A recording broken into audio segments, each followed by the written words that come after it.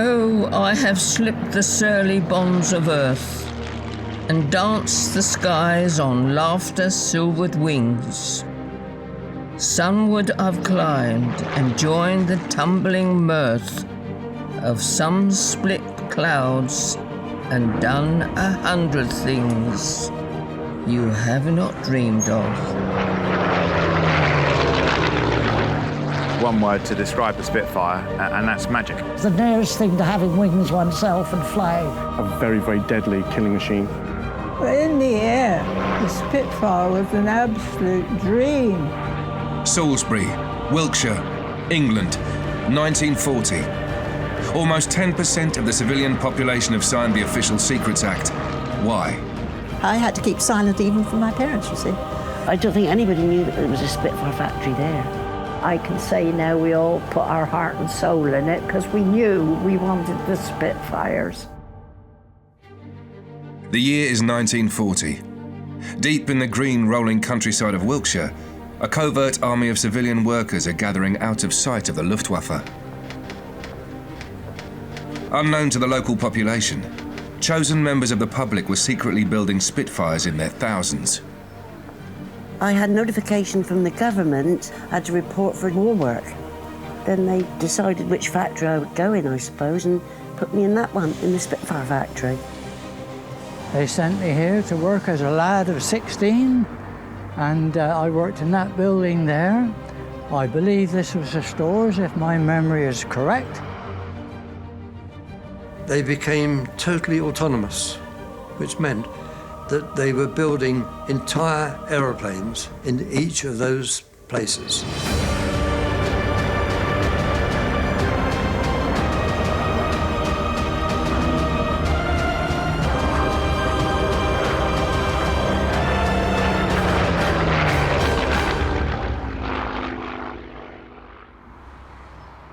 Since the declaration of war against Germany in 1939, England had been relatively safe from attacks.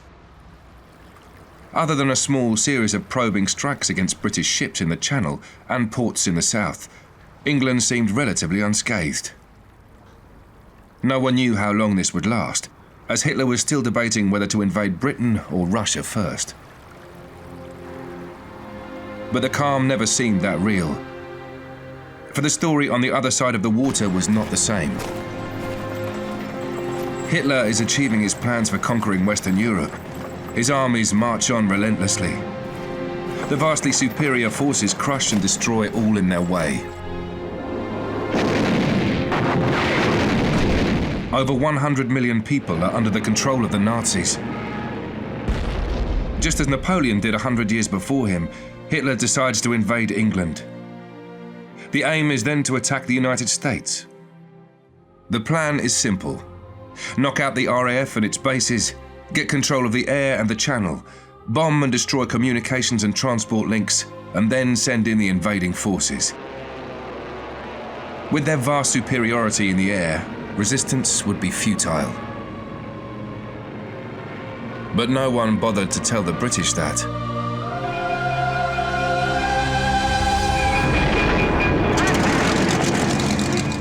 What the Nazis didn't realise was that the outnumbered RAF had a secret weapon.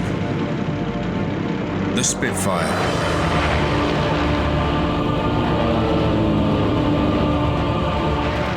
This incredible aircraft became the nemesis of the Luftwaffe and destroyed hundreds of their aircraft with few losses to themselves.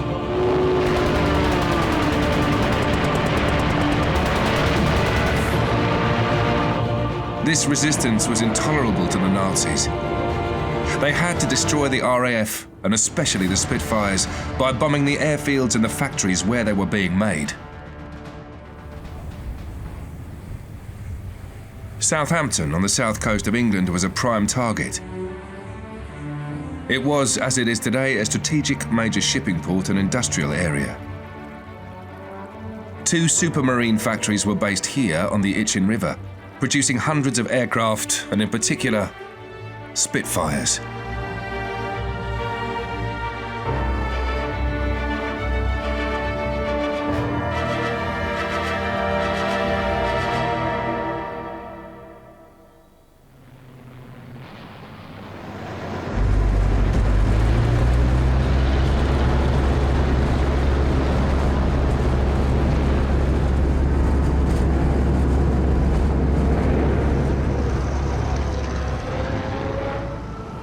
On September the 24th, 1940, the Luftwaffe launched raids on these factories.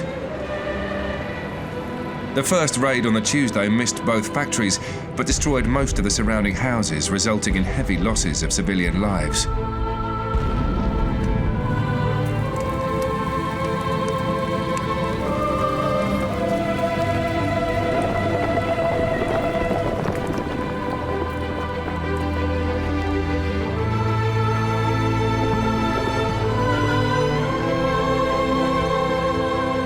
Two days later, on the 26th, they returned.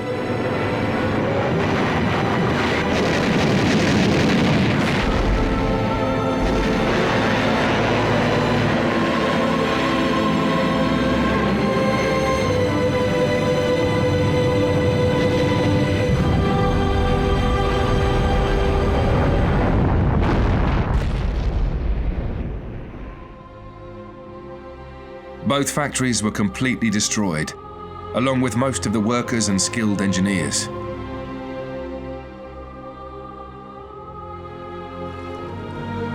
The Nazis had achieved their purpose.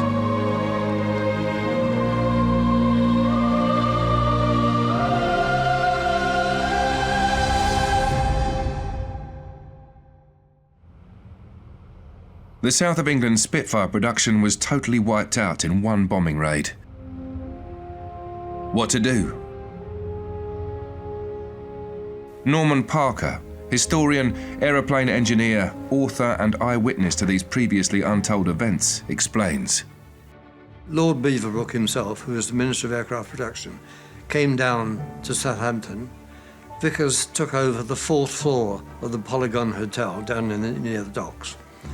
Overnight, Beaverbrook decided that the whole of the Spitfire production in the southern England would be dispersed, totally dispersed. A radius of 50 miles around Southampton. A bunch of engineers, and they were given a car, a set of maps, and a policeman in uniform. And they were told to go out and find places which would be suitable for us to use for Spitfire production.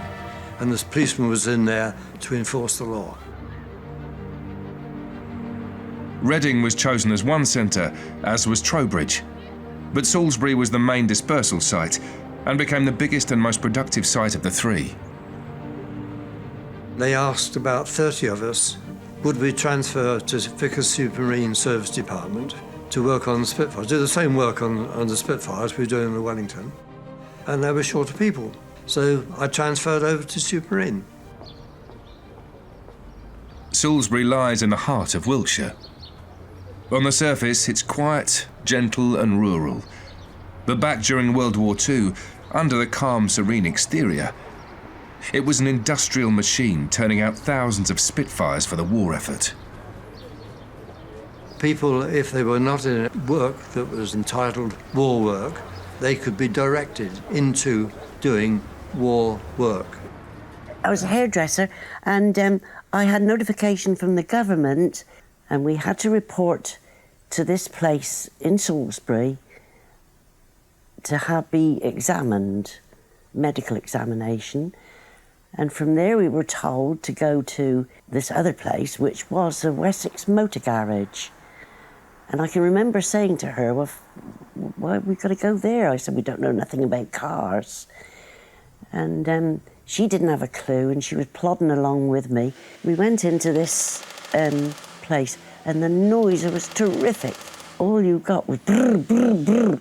We couldn't hear one another speak. We were shouting at the top of our voices. And I was introduced to a man who was the charger hand, and he told me that I'd pass the exam, apparently, to go in there to be a riveter. They took over the sites in Salisbury about December of 1940, and their first aeroplane was flying by March. I grew up in Orchard Road, Bemerton, left school at the age of 14, and at the age of 16 I was sent to these premises, which were then Witt and Vincent's car body repairers. They had turned over to Spitfire production. So then, of course, when I got to the age of 18, I was called up And at that time, they were not taking anybody into the forces. Unfortunately, I always feel it's a shame, because I'd love to have gone into the RAF. And that is when I ended up at Worldworthy's Spitfire factory. It was a very big factory. Mind you, I saw very little of the factory floor because I was upstairs working in the laboratory and I was testing piston rings. Commandeered from my job in Portsmouth with the Navy for this particular job because I was the only one who had the skills to do it. In the drawing office, there were 100 draftsmen and 10 tracers, and they did all the drawings for the factories. My group was Jerry Gingell and 3 artist draftsmen, and myself. And we had to do the assembly drawings. And they asked you, would you like to be a land girl or in the Air Force, Army, and that, you know? And I said, no, I couldn't milk a cow. I couldn't milk a cow. We wanted to do parachute packing because the aerodrome was next to... That's right, you see. And then my mate and I said, what should we do, Phil? She said, we're going to Spitfire. So we did. I had to keep silent even from my parents, you see. What we have here now is the rear of the Wilson Dorset bus garage, which faced onto Castle Street, where it was really the centre of Spitfire production in Salsbury, because there were 3 units off Castle Street which were involved in the actual Spitfire production line. Wilson Dorset bus garage here and across the road, and also down on in the middle of those houses there was another factory going back up into the Wilson Dorset bus garage yard. They also used the area behind those black doors into a yard which was part of the bus garage as well, all of which was introduced as part of the Spitfire production. There are very few images surviving from this period, as not many knew of the existence of the factories. Taking pictures would have been seen as espionage. However, there were those admirers of the Spitfire who kept records. One such person was a young milk delivery boy who made drawings of the locations at early morning, before the shutters were pulled down to hide what was beyond them. The Anna Valley Motor Garage in Castle Street, which I visited several times being a telegraph boy, we of course had to sign the Official Secret Act. And we were allowed to go in lots of these places that the ordinary general public was not allowed to go into. And when you went into the Spitfire factories, it was a real eye-opener because the bodies of the Spitfires was all in line like you see in these American aircraft factories now. And there was girls, they had trousers on as well in those days. And they were working on the bodies with men, mainly older men that weren't able to go to service to fight. And the same with the wings. The wings were in line all up through the site of the factory. It's quite amazing the number of people that worked in there to produce them. And they used to come out on long vehicles, bodies of Spitfires in Hull, and the wings on these long vehicles, and they used to be assembled up at high posts, so I was told. Once the fuselage had been made, there was a lot of work putting all the bits and pieces in. So they opened up another factory in Castle Road, which is just short of Old Sarum.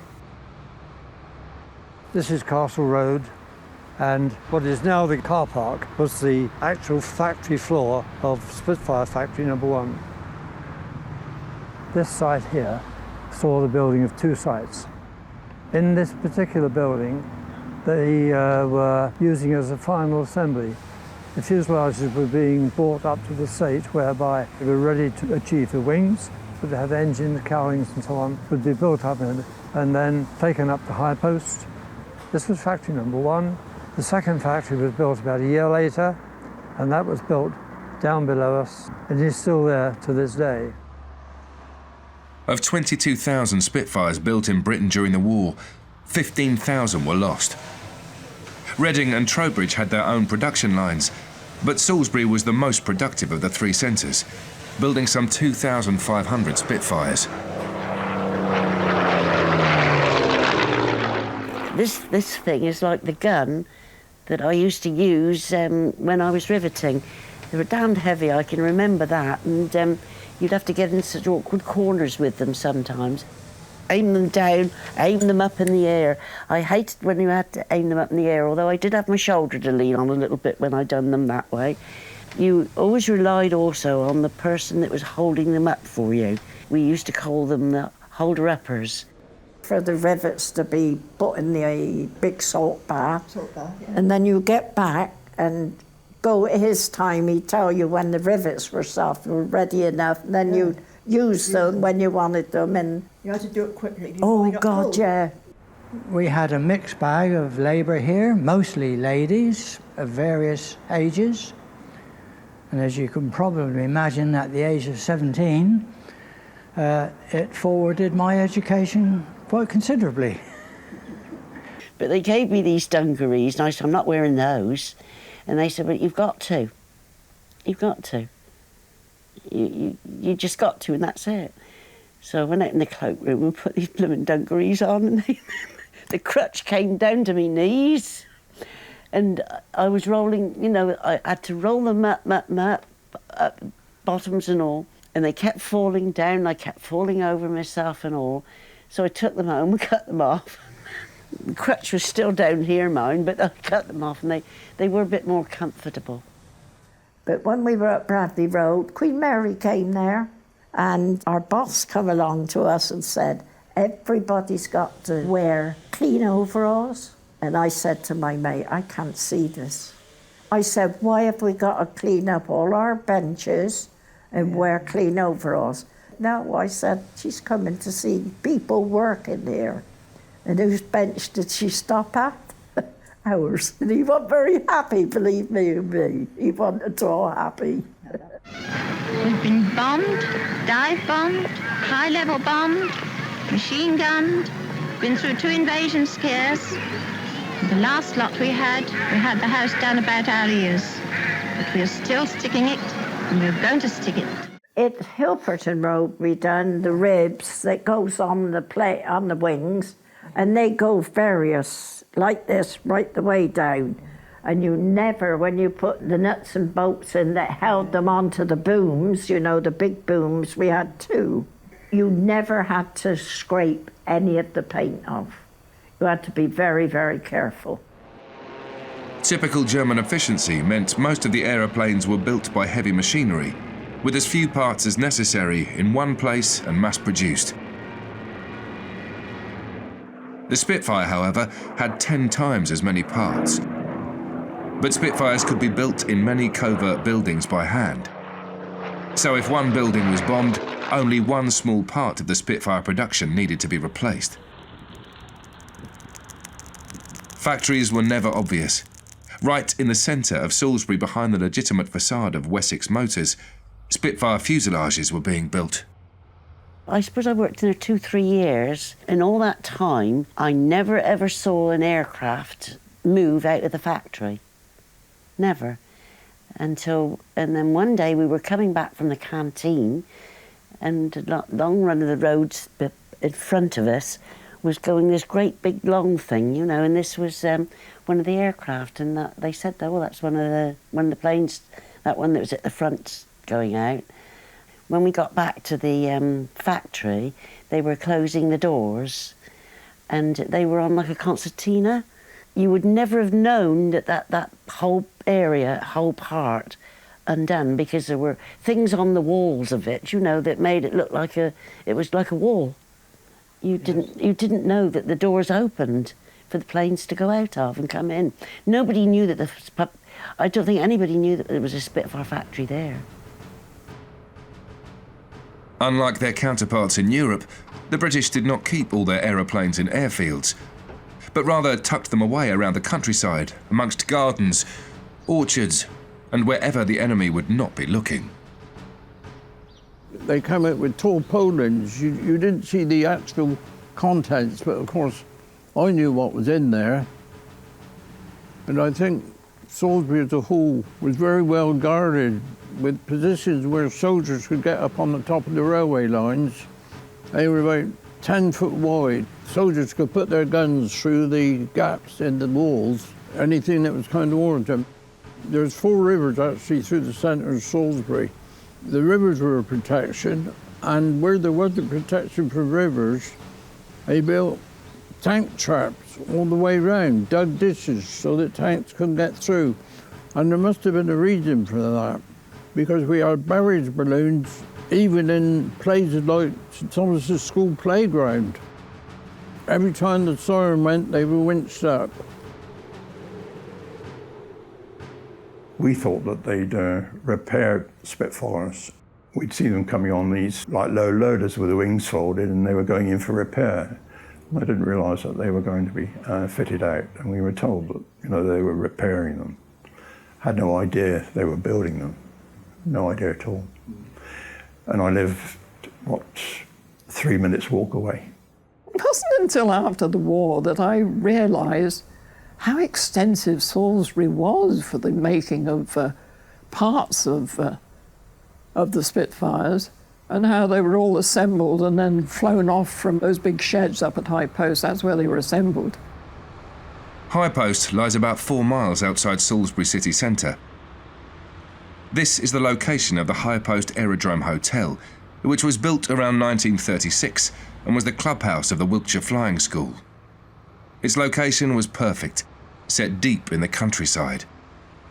It was complete with its famous local landmark, the Amesbury all-electric petrol station. But what you saw wasn't all what it seemed. Well, what we're looking at here now is the only remaining part of the hangar that was used for Spitfire production. And what used to happen, the pieces of the aircraft, with the fuselage, wings and so on, were brought up on the lorry from Salisbury, and they would be taken into the hangar here through where this little bit of a modern building is. That was a large doorway. Component parts were taken in there, assembled, tested, taken out onto the airfield, and then flown out to the RAF maintenance units.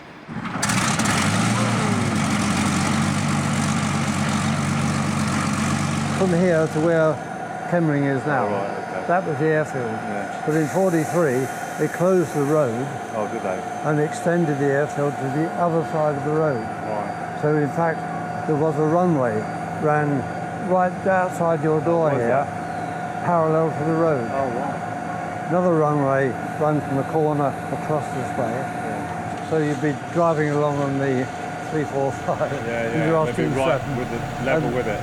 100 feet away, there'd be a Spitfire landing or taking off.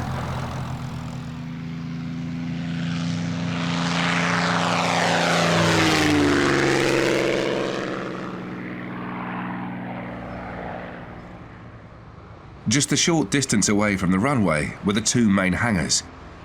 These were large capacity units able to house and assemble many aeroplanes at the same time. This is also where the experimental unit was based for further development, complete with its drawing office and a team of engineers. During the war, these experimental centres were critical to the ever-increasing competition and development of the fighter planes.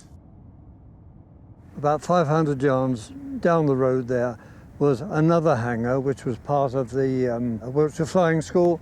That was used for Spitfire final assembly. There would have been 4 or 5 aircraft in here at a time, assembling the wings, propeller on, jacket up, and do all the undercarriage retractions. About 12 miles to the east of Salisbury lies another location, and as with High Post, an airfield with factories hidden away deep in the countryside. This unassuming small track, now aptly named Spitfire Lane, led to a major manufacturing and distribution site for Spitfires here at Chattis Hill. This is the approach to the airfield itself and also the factory. The airfield is over behind us. Well, I've owned this site for about the last 20 years. Every time I walk round, I find another little piece of the jigsaw, and it's quite fascinating to try to piece it all together. And then I meet people such as yourself, which adds a little bit more to it, so that fills another little bit of the jigsaw. It does indeed. So it makes me keen to go round to discover what's here, but very seldom do I take a walk and not go, I wonder what that was for there.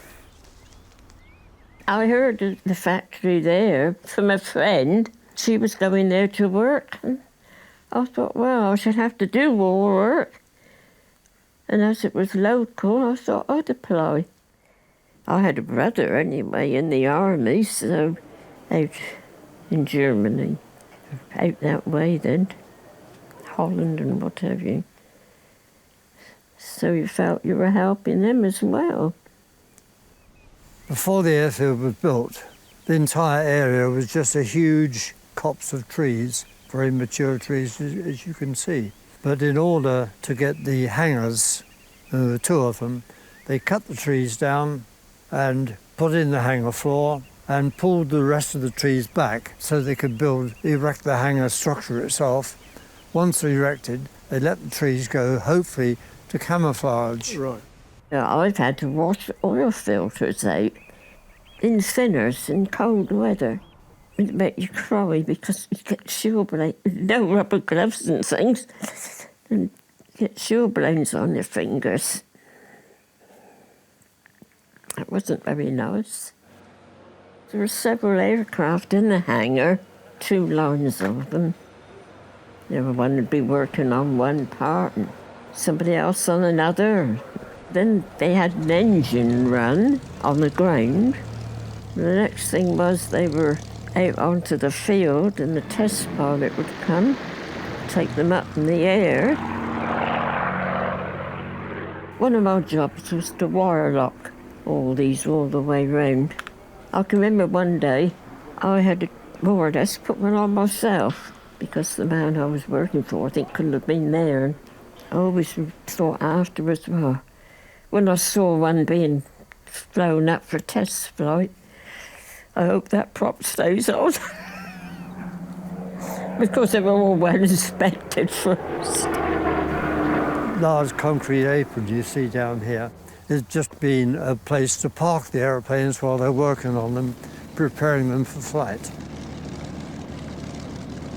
And after that, the girls would come and fly them off to the various aerodromes.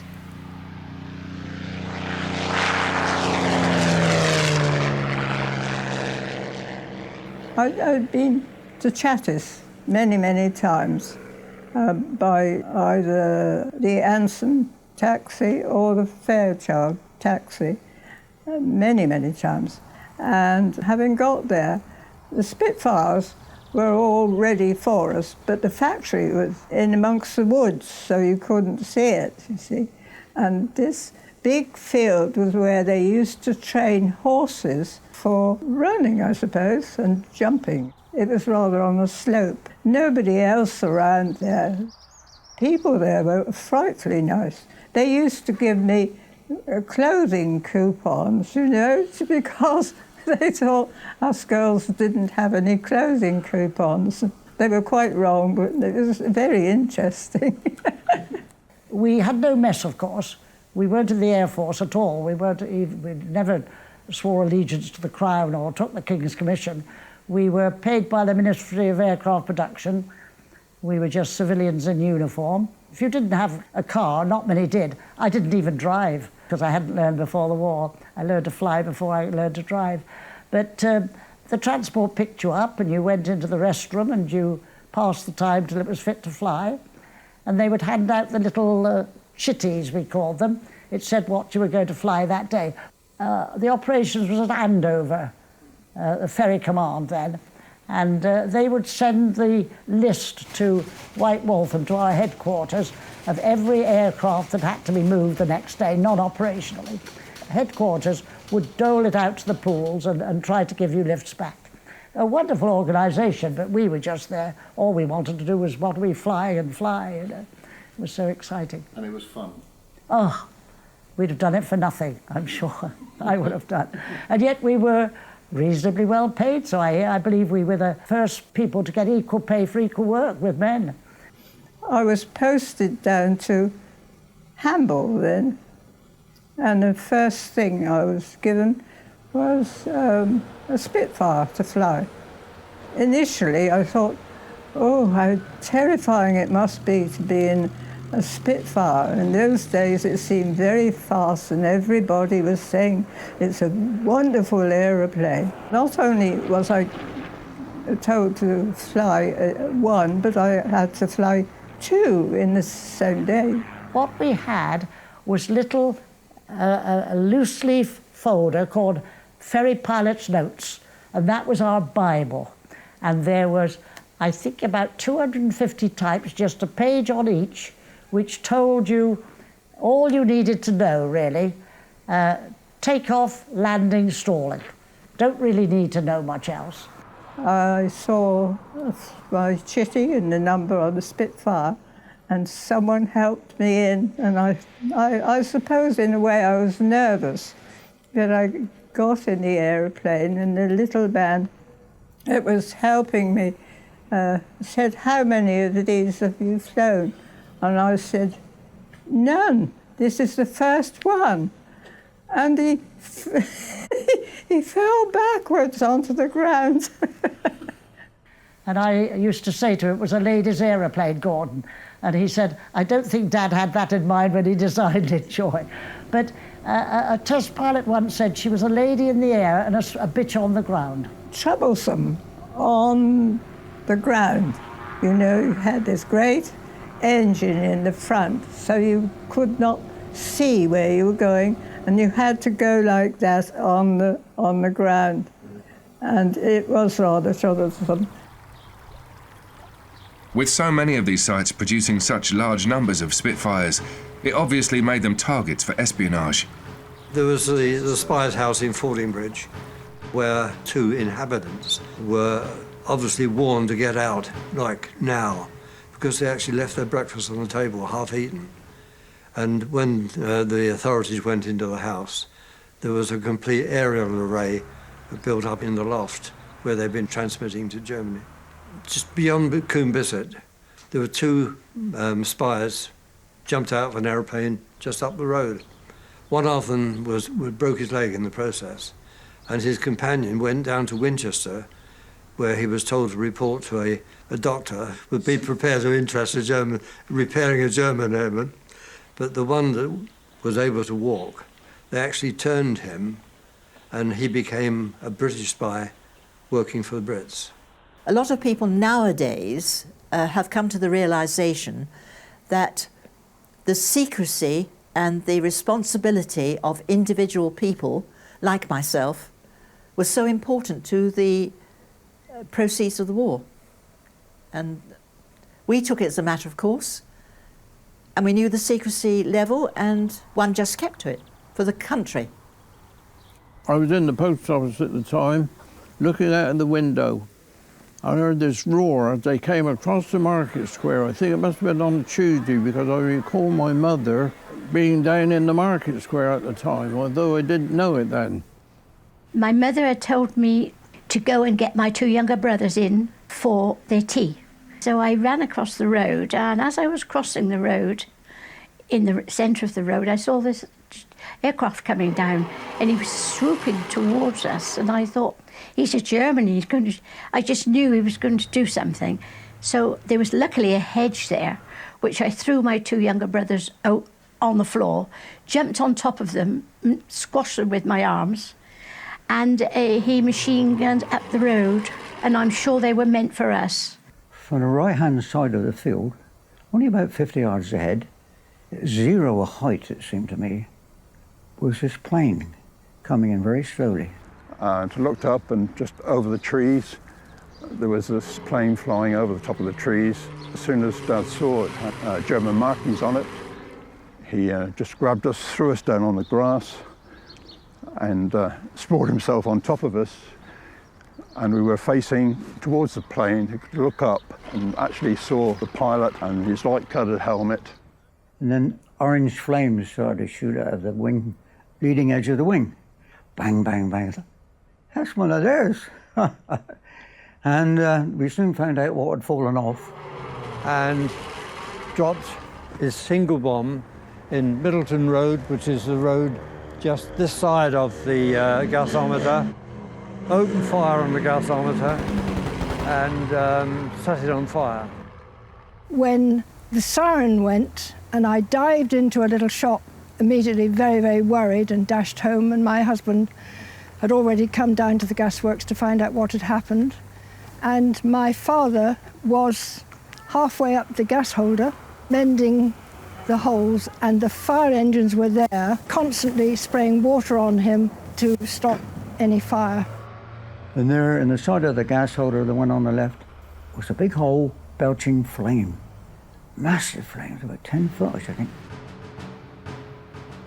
Well over 2,000 Spitfires were built here, but none of the numerous attacks hit the Spitfire factories, as the Germans never knew of their existence.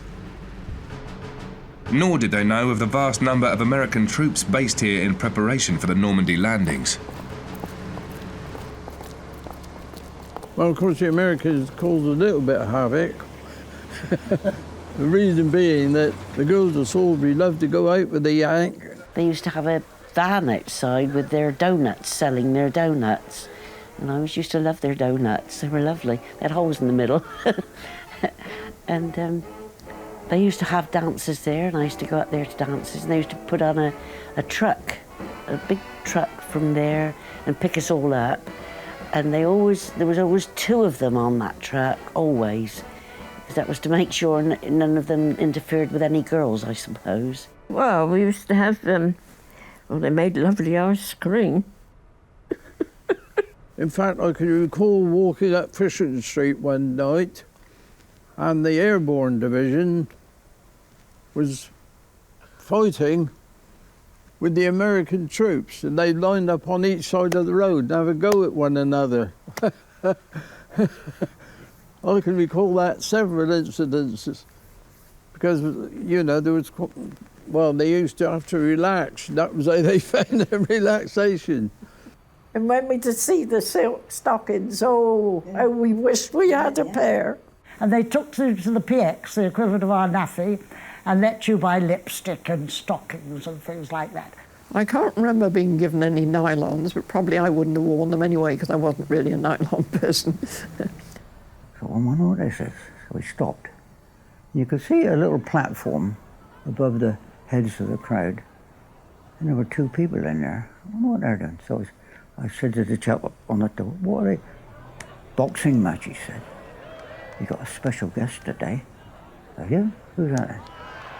"Joe Lewis." "What, the heavyweight boxing champion of the world?" "Yes, he's a sergeant in the army." So he let me have these tickets, and May and I, my friend May Skeet, she was mad on Glenn Miller like me, so we went, and it was in Victoria Park in Salisbury. The saxophone section is presided over by that rather portly gentleman near the center there.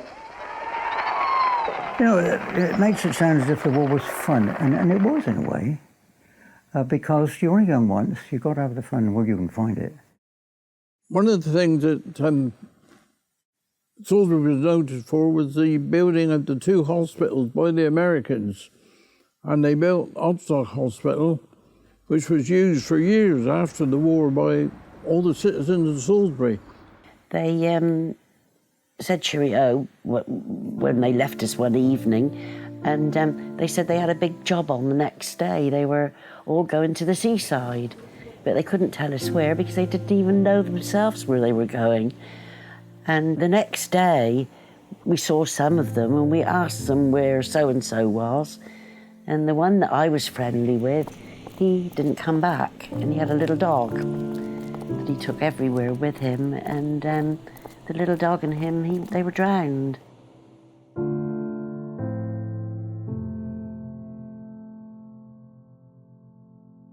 Lots of telegrams had bad news and worrying news. People that were missing in the war, people that had been killed in the war.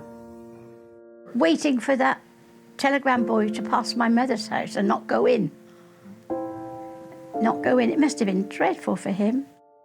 Most people, it was awful to see them worrying, shaking. We were at a dance there, and some of them, I'm afraid, had passed away on the journey. They were covered with blankets. Others had their jackets, sleeves torn off and all bandaged up. Some just managed to wave their hand. But it's a sight you won't forget. Straight from the battlefield, they were all muddy. It wasn't very nice.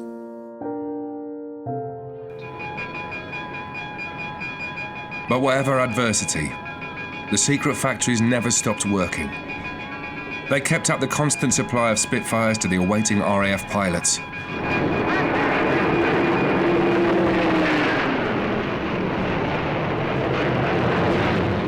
You know, what's so exciting is to realise that the people of Salisbury were engaged so deeply in the war effort. And they were asked to provide some support to the national effort to produce these Spitfires. And just at High Post and other places near Salisbury, 10% of the Spitfires that were made here in Salisbury. And the fact that for nearly 70 years this story has not been known or well known points to the fact that there is a certain sense of humility. Any claims, Johnny? 109 destroyed, Ferry, yes. Oh, good show. How'd you get on, sir? I had a wonderful party, thanks. Are you all right? You get any of the batters? Yes, I got a Messerschmitt 109 and a Dornier.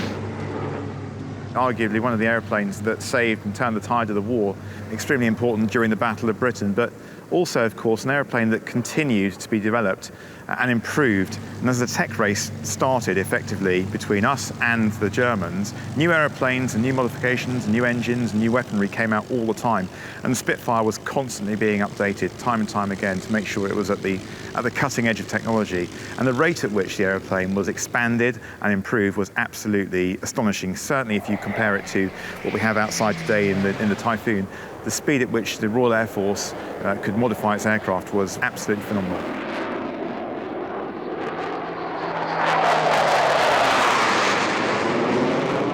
As a fighter pilot, the first time you fly one, you understand what the fighter pilots of old were talking about. And I flew a Mark 16 as my first Spitfire, and the moment that I rolled her, I knew what they meant. The centre of gravity is just pitch perfect.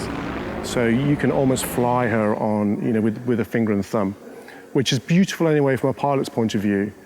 But as a fighter pilot, I knew that was very, very important from an air-to-air combat perspective. If you speak to some of the veterans, when Commander Tom Neal says that both the Hurricane and the Spitfire were inferior to the 109 during the Battle of Britain. But depending on the aeroplane and the pilot, you can do an awful lot with it. For example, in the Battle of Britain, the pilots who were flying Hurricanes and Spitfires had their backs up against the wall, as did everyone in this country. We were fighting, absolutely fighting for our nation's survival. So you've got to ask yourself the question, why did we do so well in the Battle of Britain and beyond? And I guess you can put that down to, we were defending our homeland, or that generation were defending our homeland, and they were defending the freedoms that we enjoy today. So I'm guessing that those boys who were flying, and indeed the girls and boys that were supporting them, just put that little bit of extra effort and emotion into what they were doing, whether that's on the ground, refueling them, repairing them, building them, and indeed flying them. Every passing year, the interest in Spitfires increases, and thankfully they have been preserved for future generations by the likes of RAF Coningsby, who house, maintain, repair and fly them alongside other historic aeroplanes at the Battle of Britain memorial flights.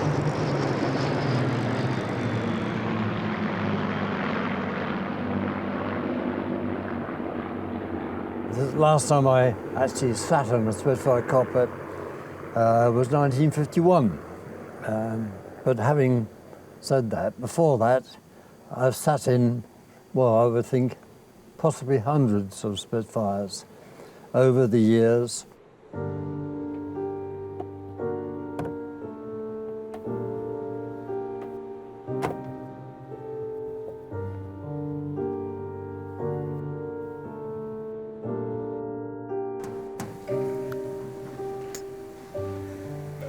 Really? Long time. Yeah, long time no see.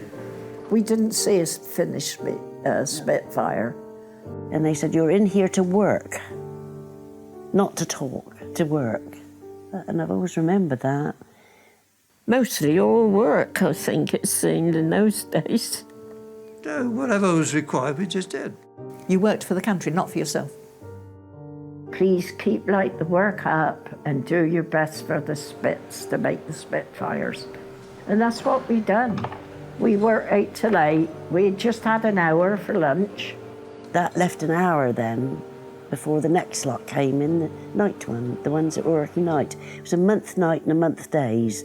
Oh, I think the Spitfire is the plane in actual fact. It's just the pure lines of it and the way it can spin around in the air and its manoeuvrability. And it's just basically, well, it's just that I've been in love with Spitfires ever since I first held to do anything with them. Didn't keep wishing that the work would end. Probably wished the war would end, but quite enjoyed the work. That generation is completely and utterly selfless. They really, really are. They will not hear a word said in their praise. They just did what had to be done, and we owe such a debt to them, yet they often aren't willing to hear that voice of thanks. So the one thing that I learned from my grandfathers, and indeed from my grandmothers, was what it meant to be around in the 40s. And I guess they projected something across to me about their duty to their country. They had no choice, of course. In the 40s, it was them or be overrun. But the way they described it to me, it kind of drives a big emotion, and it's that one of service. And having been in the Air Force and flown operationally, you get what that means. It's kind of a deep-rooted feeling. It's a bit like a love you might feel for a relative or your partner, but it's something a little bit different, and it's a very powerful emotion. It was when we heard all the planes going over for the end of the war. Thousands and thousands went over all night long. The sky, it was just aircraft. And my mother said, oh my word, this is it. And we didn't know what this is it was because we were little, we didn't understand. But that was the D-Day, that was the landings, and it was very upsetting. You looked at the bombers going over 1,000, you thought, oh, how many will come back? You're not all going to come back. And I think we were all very sad and tearful because we knew they were going, so many were not going to come back. And that developed something into what I can only describe as the right stuff. And again, it's a very, very powerful emotion. And it's one that you always have with you, but every now and again, it will trigger and come to the surface. And I've never shed a tear in an airplane before, a jet airplane, but I have in Spitfires. So it's something that you can't control. It just jumps out at you, and again, it's a hugely powerful emotion. I've topped the wind-swept heights with easy grace, where never lark or ever eagle flew, and why with silent lifting mind I've trod the high untrespassed sanctity of space, put out my hand and touched the face of God.